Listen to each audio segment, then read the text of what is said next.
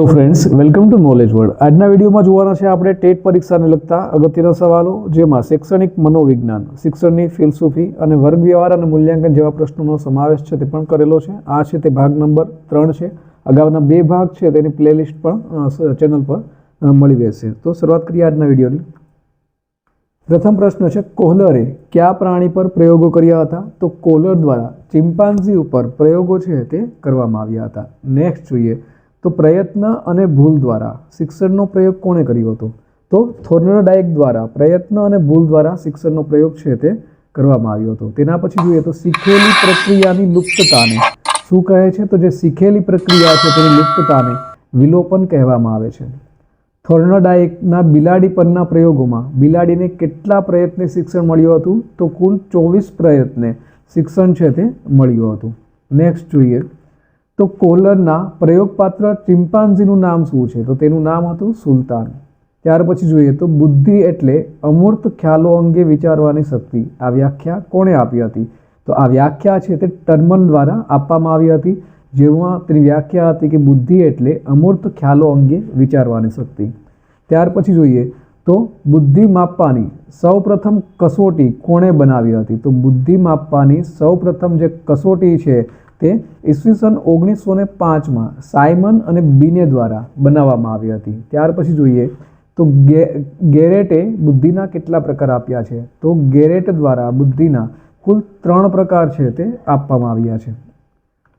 ત્યાર પછી જોઈએ તો બાળકોમાં જોવા મળતી શારીરિક અને સ્નાયવિક ભિન્નતા માટે કયા કારણો જવાબદાર હોઈ શકે? તો શારીરિક અને સ્નાયવિક ભિન્નતા માટે વારસો અને વાતાવરણ છે તે જવાબદાર હોઈ શકે। ત્યાર પછી જોઈએ તો વર્તનમાં પ્રગતિશીલ રૂપાંતરણની પ્રક્રિયા એટલે અધ્યયન। આ વ્યાખ્યા કયા મનોવૈજ્ઞાનિકે આપી છે? તો આ વ્યાખ્યા છે તે સ્કિનર દ્વારા આપવામાં આવી છે। કારક અભિસંધાનનો ખ્યાલ આપનાર મનોવૈજ્ઞાનિક કોણ હતા? તો જે કારક અભિસંધાન અને વારંવાર પરીક્ષામાં પૂછાય છે, તો આનો જે ખ્યાલ આપનાર હતા તે સ્કિનર હતા। ત્યાર પછી જોઈએ તો બુદ્ધિ અંગેનો ત્રિપરિમાણાત્મક સિદ્ધાંત કોણે દર્શાવ્યો? તો ગિલ્ફર્ટ દ્વારા આ જે ત્રિપરિમાણાત્મક સિદ્ધાંત છે તે દર્શાવવામાં આવ્યો હતો। ભારતમાં સૌપ્રથમ બંગાળી ભાષામાં બુદ્ધિ કસોટી કોણે રચી હતી? તો સૌપ્રથમ ભારતમાં મહાલનબિસ છે તેના દ્વારા આ જે બુદ્ધિ કસોટી છે તે રચવામાં આવી હતી, માટે જવાબ આવશે મહાલનબિસ।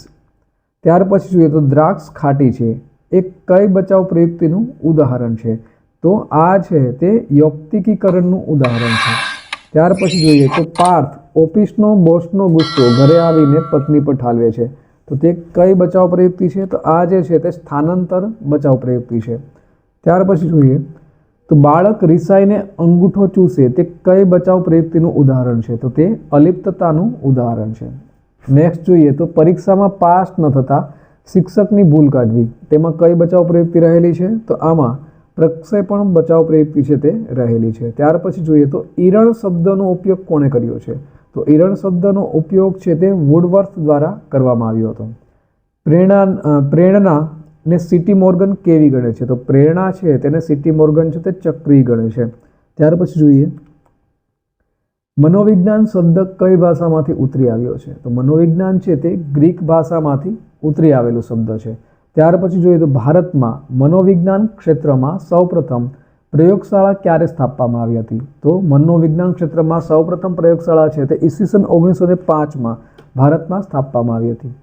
કયા મનોવૈજ્ઞાનિકે બોધાત્મક સિદ્ધાંતની વાત કરી છે? તો આ જે સિદ્ધાંત છે તે જીન પિયાજે દ્વારા આ સિદ્ધાંતની વાત કરવામાં આવી હતી। વ્યક્તિમાં દેખાતા પ્રગટ લક્ષણો એ કેવો વારસો કહેવાય? તો આ છે તે પ્રભાવી વારસો ગણાય છે। કઈ અવસ્થાનું બાળક પ્રબળ જિજ્ઞાસા વૃત્તિ ધરાવે છે? તો કિશોર અવસ્થા છે ત્યાંનું બાળક છે તે પ્રબળ જિજ્ઞાસા વૃત્તિ ધરાવે છે। મનોજાતિ વિકાસનો સિદ્ધાંત કયા મનોવૈજ્ઞાનિકે આપ્યો છે? તો મનોજાતિ વિકાસનો સિદ્ધાંત છે તે સિગમન્ડ ફ્રોઈડ દ્વારા આપવામાં આવ્યો છે। લગભગ કેટલા દિવસે બાળક જન્મ લેવા માટે પરિપક્વ બને છે? તો 280 દિવસે બાળક છે તે જન્મ લેવા માટે પરિપક્વ બને છે। સામાન્ય રીતે તરુણાવસ્થાનો સમયગાળો કયો ગણાય છે? તો 12 થી લઈ અને 20 વર્ષ સુધીનો જે સમયગાળો છે તે તરુણાવસ્થાનો સમયગાળો ગણવામાં આવે છે। કેટલા બુદ્ધિઆંક ધરાવતું બાળક પ્રતિભાશાળી બાળક ગણાય છે? તો 130 થી વધારે બુદ્ધિઆંક ધરાવતું બાળક છે તે પ્રતિભાશાળી ગણાય છે। તો કેટલા બુદ્ધિઆંક ધરાવતું બાળક મંદબુદ્ધિ ગણાય છે? તો તે 70થી ઓછું હોય તો તેને મંદબુદ્ધિ બાળક છે તે ગણવામાં આવે છે. મનોવિજ્ઞાનની હાલતી ચાલતી પ્રયોગશાળા એટલે શું? તો મનોવિજ્ઞાનની હાલતી ચાલતી પ્રયોગશાળા એટલે સ્વનિરીક્ષણ. તો આ સાથે આજના દિવસનો વિડીયો છે તે પૂર્ણ થાય છે. બીજા અગત્યના વિડીયો છે તેની લિંક અહીં સ્ક્રીન ઉપર આપેલી છે.